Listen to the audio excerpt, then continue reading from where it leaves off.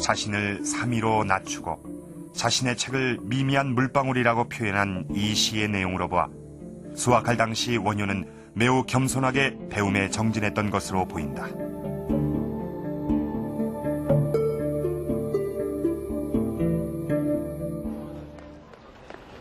그러나 그 이후 원효의 행적에 대한 기록은 설화가 대부분이다. 그래서 이제 이런 내용으로 그나마 사실을 명확하게 알려주는 것은 몇 조각만이 발견된 서당 화상비다.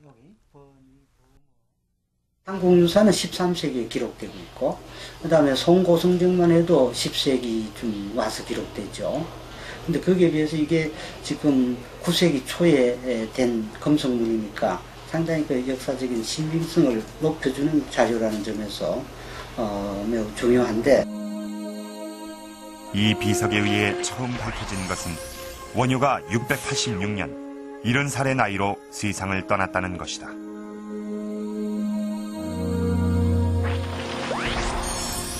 그리고 고선대사라 불릴 정도로 고선사라는 절에 오래 머물렀다는 사실이다. 그렇다면 고선사엔 무엇이 남아있을까? 그러나 우리는 고선사를 찾을 수가 없었다. 70년대 중반 덕동댐이 만들어지면서 수몰돼 버린 것이다.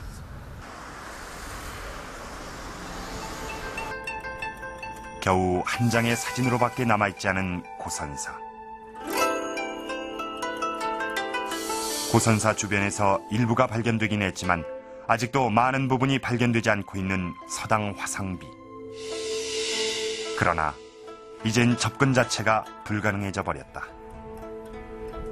1300여 년의 세월이 흐르는 동안 그나마 남아있던 원효의 자취들은 거의 사라져버린 것이다.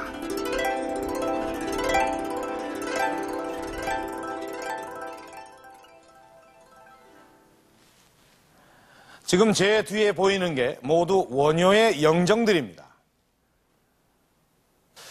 자, 이것은 광주 원효사에 있는 영정입니다. 그리고 지금 보시는 이것은 경남 그 양산의 척파남에 있는 영정입니다. 그리고 이쪽에 있는 이 영정은 이 경주 분황사에 있는 영정입니다. 분명히 같은 인물을 그린 영정인데 서로 간의 그 느낌이 많이 다릅니다. 이것은 원효의 행적과 풍모를 제대로 알 수 있는 그런 기록이나 현장이 부족하다는 사실의 반영일 것입니다. 하지만 우리에게는 간접적으로나마 원효의 행적을 말해주는 수많은 설화들이 있습니다. 사람들 사이에 입에서 입으로 오르내리는 이 이야기들은 어디까지가 사실인지 어디까지가 꾸며낸 이야기인지 애매한 부분이 많습니다. 하지만 자세히 살펴본다면 인간 원효에 대해서 조금은 더 알 수 있는 부분이 있을 겁니다. 이런 설화들 중 가장 대표적인 이야기 중에 하나가 바로 이 그림에 표현된 오도설화, 그러니까 이 원효의 깨달음에 관한 부분인데요. 과연 우리가 흔히 알고 있는 것처럼 원효는 해골물을 마시고 깨달음을 얻은 것일까요?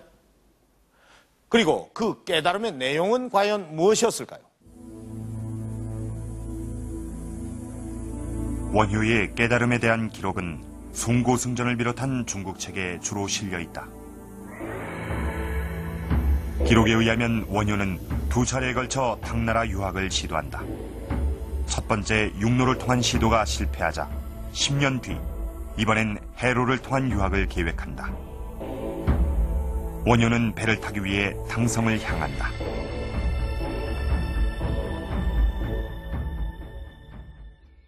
옛날 당성이었다고 하는 경기도 화성군 지화리 일대. 지금 이곳의 풍경은 여느 농촌이나 다름이 없다. 안녕하세요. 그러나 예전엔 지금과 달랐다. 예, 말씀 여쭤볼게요. 네네. 여기가 옛날에 바다였다면서요? 네, 여기 바다죠. 여기가요? 네. 네, 바다인데 막힌 지가 얼마 안 됐죠. 저 시와지구 제방이 대부도로다 해서 건너 막히기 때문에요. 여기가 어민들이 그전에 물 들어올 적에는 이 농사는 부업으로 했고요.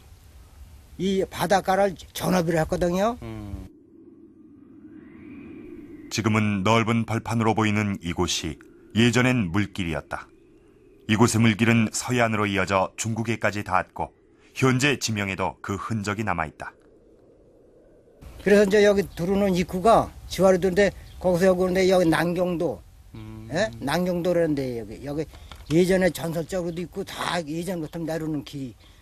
아, 그렇게 남경도. 그럼 중국 남경. 그렇죠. 난경 가는 데가 바로 여기서 배를 타고 가고 거기서 올 때도 여기서 배에서 내리고 하고 그 큰 배가 저까지도 짐 싣고 왔다 갔다 하고 이제 한 건데.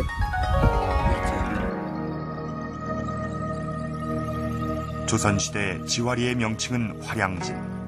그때까지도 이곳은 중국으로 가는 배의 출발지였다.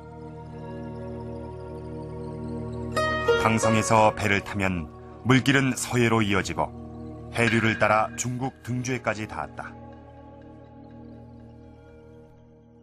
그 6세기 후반부터 신라에서는 이제 그 중국 문물을 배우려는 그런 흐름이 강하게 이제 나타납니다. 그 전 단계에는 어떻게 보면 고구려나 백제를 통해서 그 중국의 문물을 이해하고 배우는 그런 단계였는데, 이제는 이제 그 진흥 대왕이 이제 당황성을 차지하지 않습니까? 서해안 항구. 그러면서 중국의 백길이 열리니까 신라 사람들이 직접 중국에 가서 이제 중국의 문물을 직접 좀 보고 배우겠다.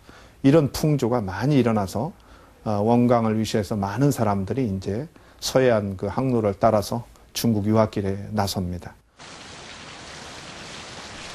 당성으로 향하던 원효와 의상은 도중에 갑자기 비를 만난다. 게다가 날까지 저물자 주변 동굴에 들어가 하룻밤을 자게 된다. 그런데 다음날 아침에 깨보니 무덤이었다고 전한다. 과연 무덤을 동굴로 알고 들어가서 자는 것이 가능할까?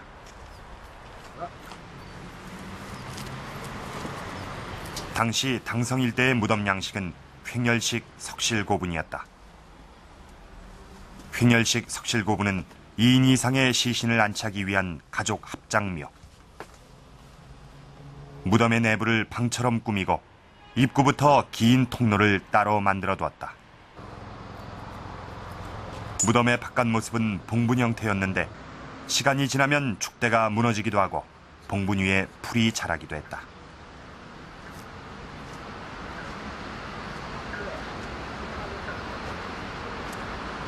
다음 부인 또는 다음 남편을 위해서 앞에 그 연도, 넓기를 폐쇄시키지 않은 경우가 있거든요.